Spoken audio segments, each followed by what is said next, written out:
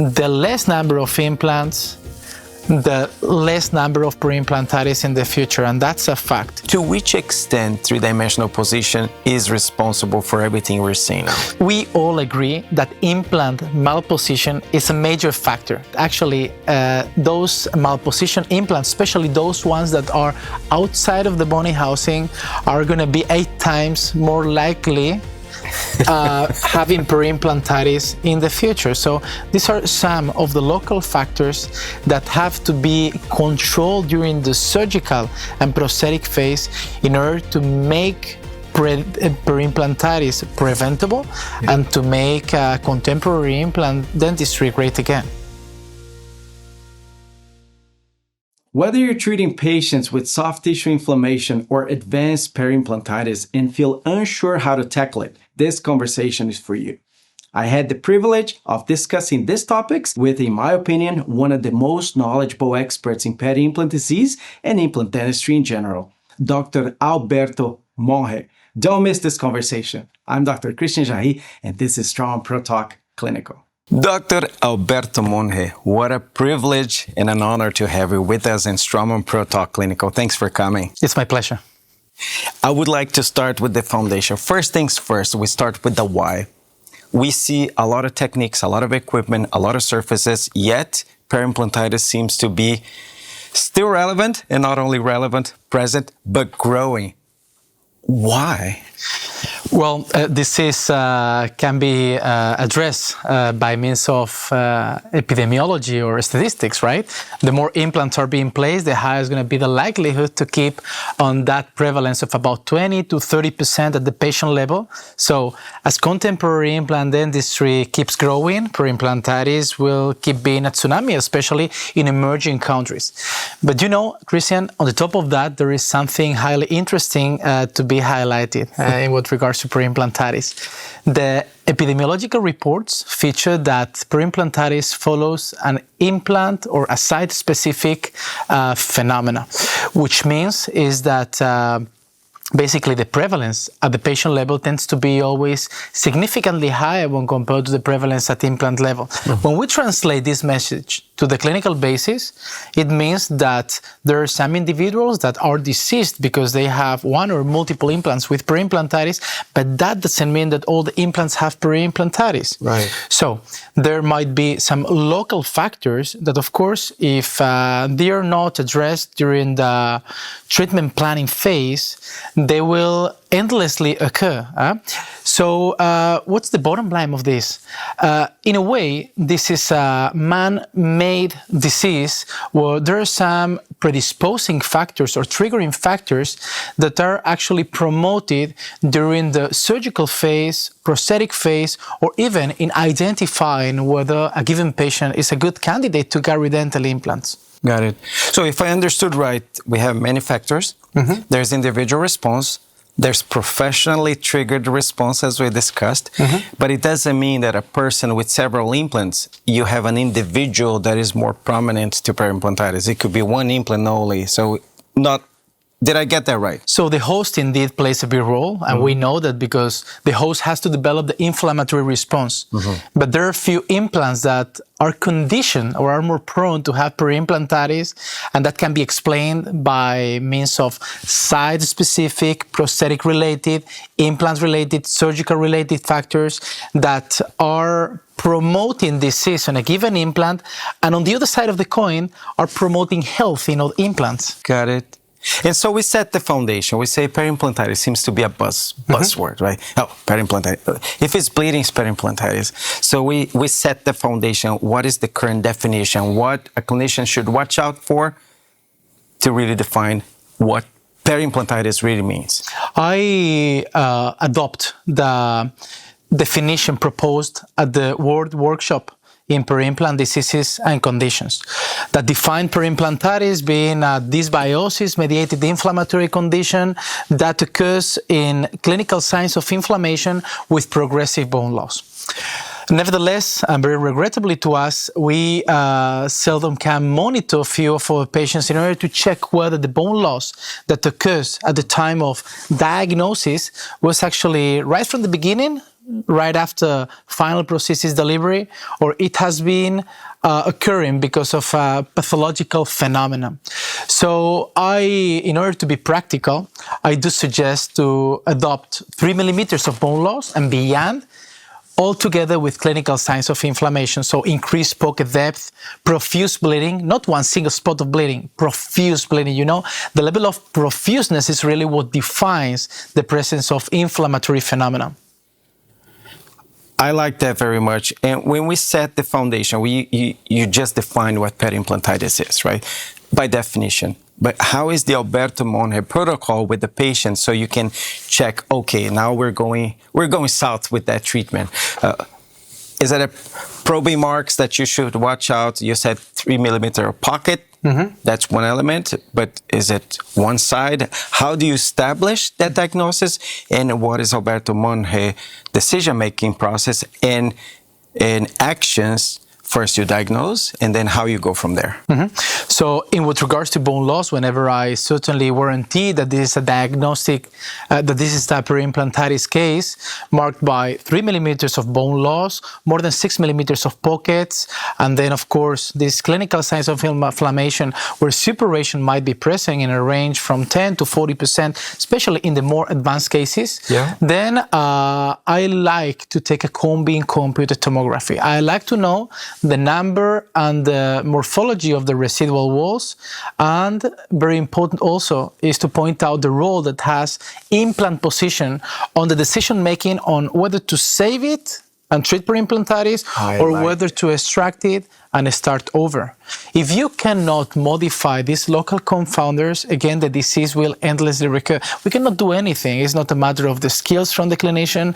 It's not something related to the biomechanics or anything related, of course, to the treatment modality applied for the treatment of peri-implantitis. This is something that all the clinicians have to check. Then, once we conceive this case as a suitable scenario to manage peri-implantitis, I will still suggest to move towards a hygienic phase where non-surgical therapy can be delivered. And of course, that's highly something very important. If you have a patient that shows a high risk profile, is a smoker, has a poor control with glycemic control, or let's say does have a plaque index greater than 20-30%, that means that plaque control is not really good, then you have to modify that during the hygienic phase before moving or before doing reevaluation in order to figure out whether it's a suitable candidate to move towards surgical therapy. When it comes to the surgical intervention, which in my cases, I have to move towards this phase in about 80 to 85% of the cases. I'm not very successful in non-surgical therapy. I am not, unfortunately. Then it's a matter of checking defect configuration, soft tissue characteristics, and implant position. That should be the checklist in order to figure out what path to choose in selecting the most suitable treatment modality. So I will say that the endpoint in the treatment of peri-implantitis is to reduce the pocket to 5 millimeters or less. We want to shift from an anaerobic environment towards an aerobic environment in order to guarantee long-term successful outcomes. For that, from a technical perspective, we have learned and we have learned so much from the field of periodontology. The goal is to flatten bone architecture. So there are two ways to make it digestible to everyone. To close the pocket, the goal will be to bring the alveolar bone closer to the mucosal margin, am I correct? Yeah. Or to bring the mucosal margin closer to the bone by means of either non-resective interventions or resective interventions.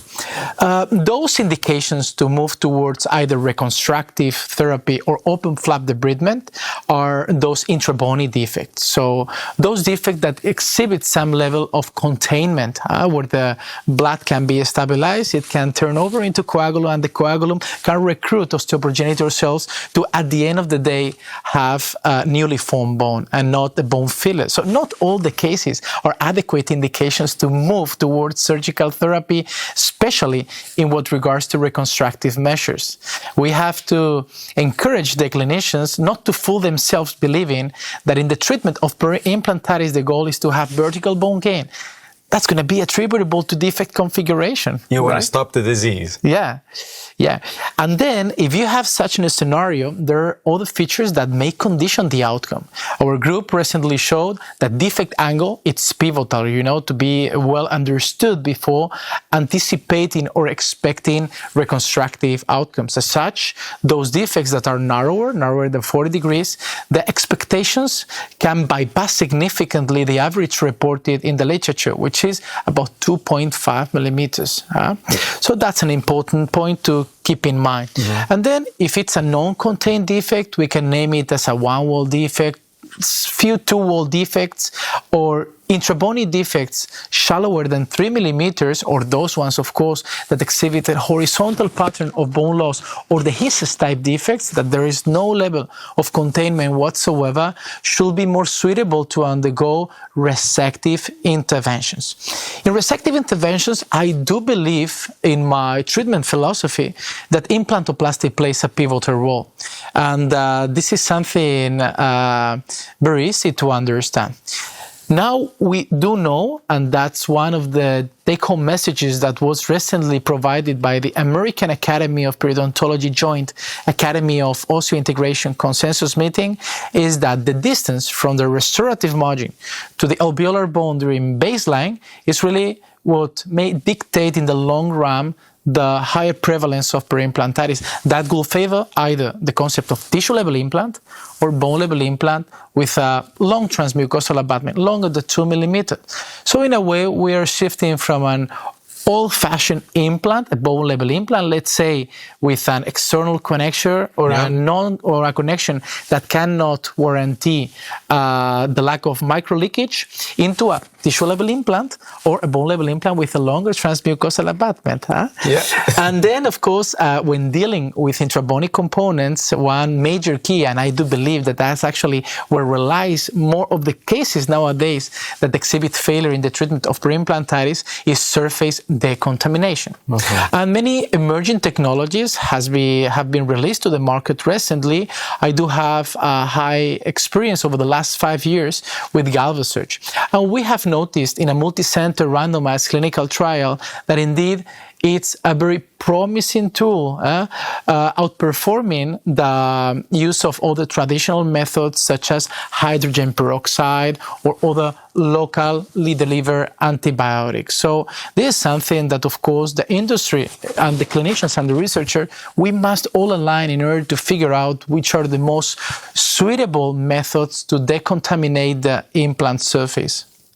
I like this very much. What a masterclass, Alberto. I have to say, I'm blown away because you contextualize what the disease is, how we get there, 3 millimeter bone loss, 6 millimeter pocket measures, and then you shift it towards, okay, we diagnose the disease. Now we need to understand where does that disease come from. And then from there, how we move forward. And I like how you contextualize how you approach, and also the equipment and implant selection.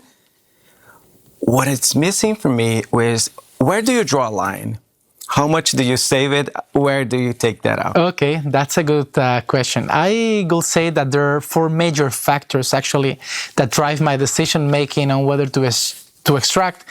I'm thinking twice whether it's worth to start over. Right. It's not a matter of just retrieving dental implants and placing implants either immediately or 4 months.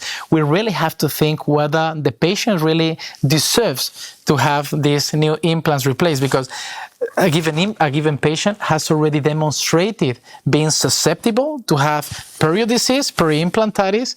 So I want to favor long-term outcomes. I want to guarantee somehow that my outcomes delivered are going to be stable over time. I want to build up my legacy. And that's a good and important take-home message for all the youngsters, you know? As long as patient-related. Yeah. As you mentioned, 3-dimensional, for example. Of course, yeah. Then it's a no-go. Then there's no discussion. I mean, might be some scenarios where you can try to save it, just in those scenarios where those implants are not expendable from a biomechanical point of view. I'm going to give you an example. There is one publication from our group that was recently released in the official journal of the European Academy of Osseointegration, the COIR, that we noticed that in 3 multiple, in 3 implant supported multiple units, the middle implant, the implant right in the middle, as long as it's supported by 3 dental implants, the one in the middle is the one that will have a likelihood to develop peri-implantitis about 3 times higher. That's what we see. Those are our observations, right? So, first question that I ask myself, can I remove this dental implant without jeopardizing the stability of the prosthetic component? If the answer is yes, I will take it off. I will not face the risk. I will not make the patient to undergo to any non-surgical and or surgical therapy, assuming that the local factor is still going to be there and that the likelihood for disease recurring is very high. Got it. But as you pointed out, the clinician should check always for some local confounders related to the prosthetic component. I'm going to give you another example. Let's say that the prosthetic suprastructure is not cleanseable whatsoever. I mean, it doesn't have interproximal room for plaque control, and you tell the patient, okay, I have to deal with that first. I may need to change the prosthesis, or I may need to modify it. If the patient is not excited with that, if the patient is not willing, to me, it drops from an unpredictable prognosis to a hopeless prognosis, because I know that it doesn't really matter how well I can manage the inflammatory process at a given time, it will recur, because it's going to be promoted by the same local factor that actually triggered the onset of peri-implantitis in the past. And there another sensitive area is the static, of course. The static zone, it's more sensitive not only to address the disease, but also to enhance or to maintain patient-reported outcomes. So I will say that those are the 4 elements that I will check into before deciding whether to go into any type of intervention to rescue an infected dental implant, or whether it's preferred just to start over. There is another element, of course, which can be somehow more objectively figured out, which is the extension of the disease, how much bone loss you have around a given dental implant. Now, we do have evidence that supports the fact that those implants with more than 50% of bone loss, so in average 6 to 7 millimeters, are going to be less responsive to any type of non-surgical and or surgical intervention. So that's kind of my elements that I have in my checklist in order to figure out what's the prognosis. I love this. I love this very much, and how you draw the line. This was very clear. You brought up quite a few scientifically based examples and some papers. And we have this section is not what we think, it's what we know, right? And evidence-based factors. And I asked you ahead of time to share with us one article that was impactful to you, either yours or somebody else's, but it was meaningful. It helped you shaping the way you treat your patients, or how it changed the way you treat your patients. And you mentioned this article that is very, very nicely, the role of local factors on the occurrence of peri-implantitis, a cross-sectional analysis with colleagues from the US, Spain, and Switzerland, a multicentric approach, including Professor Boozer. Why was this so meaningful to you? Well, because it actually pinpoints the role of local confounders. Much has been explored regarding the systemic factors or the systemic drivers. We can say behavioral elements that actually increase the likelihood to have peri-implantitis, but we already know them. We know that smokers, we do know that patients with diabetes mellitus, patients that do not enroll in supportive periotherapy are going to be more exposed to peri-implantitis.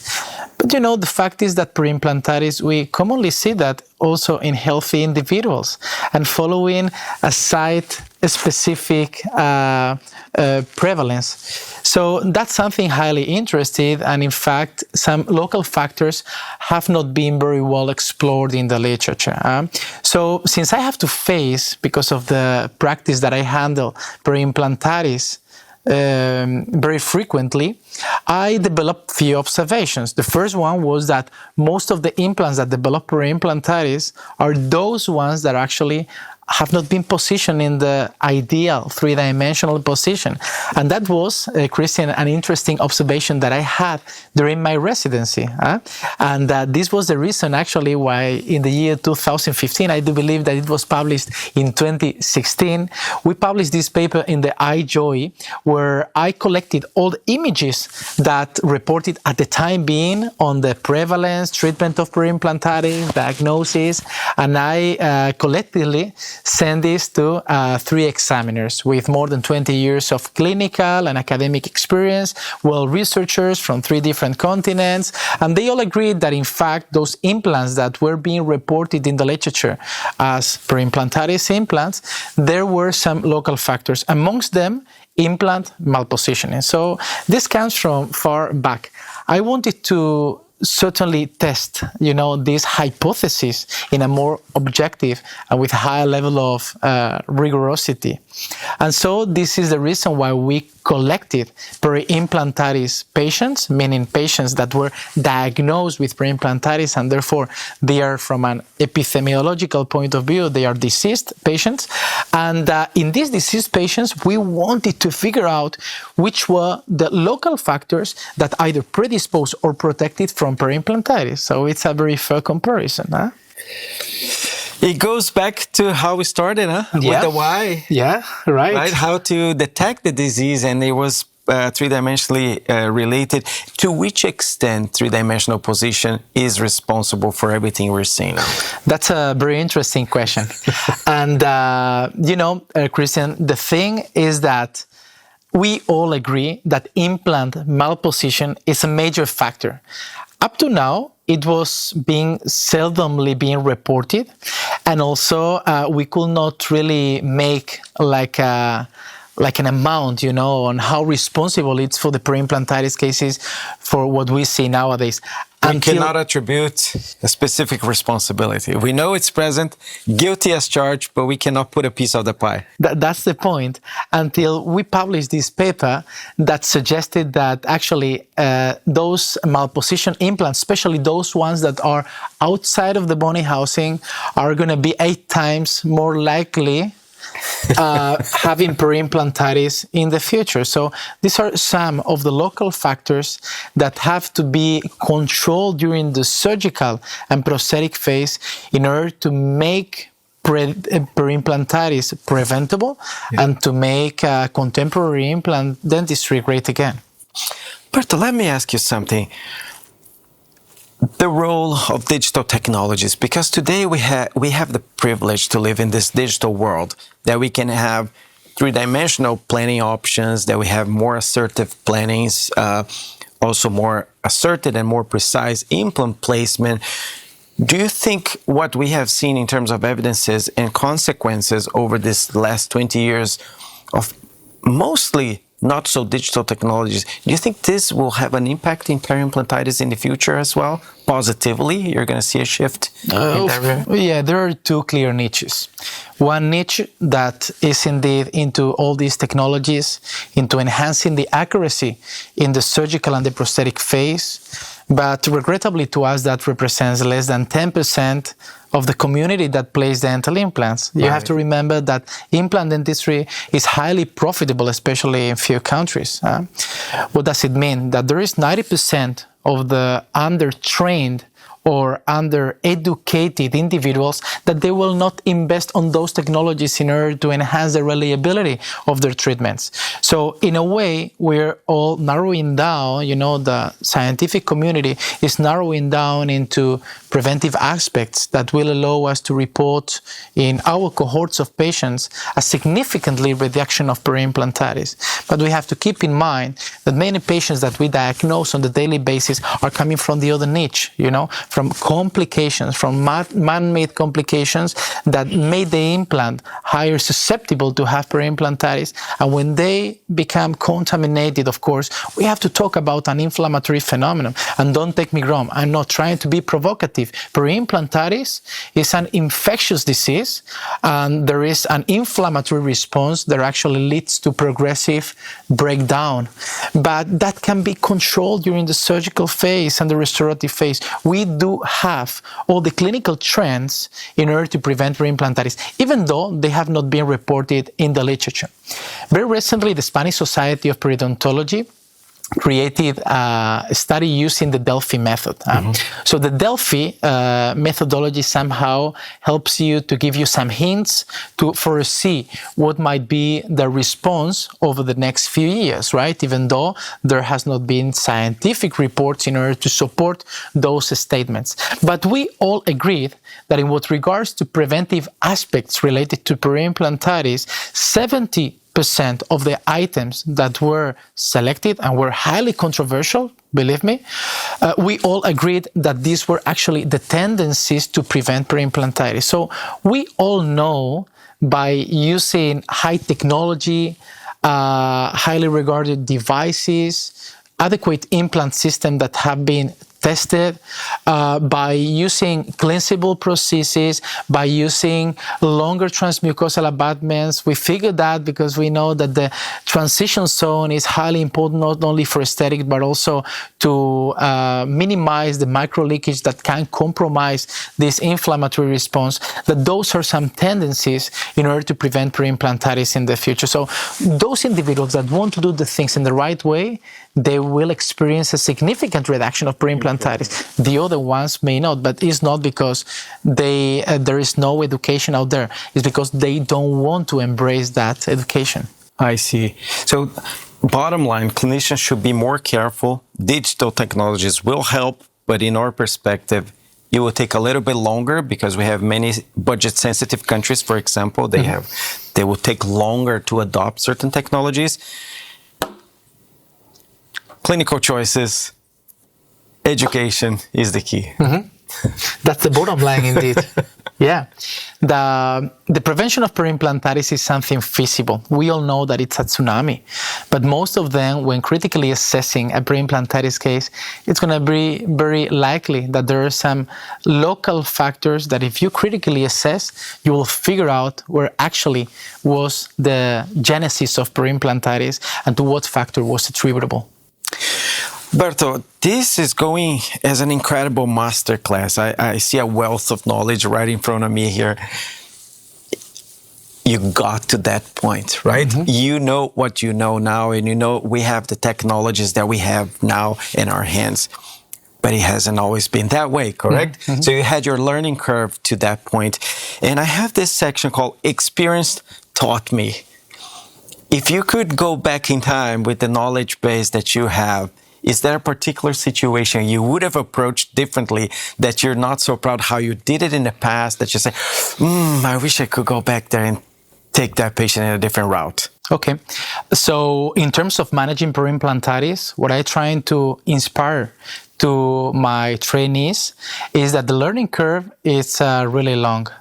So what I'm trying is to make it shorter for them. I failed so much in managing peri-implantitis because I do believe that the implants, whenever they are treated because of peri-implantitis related bone defects, they tended to respond similar to teeth with periodontitis, and that's not the case. So think twice before thinking about rescuing a dental implant or moving forward.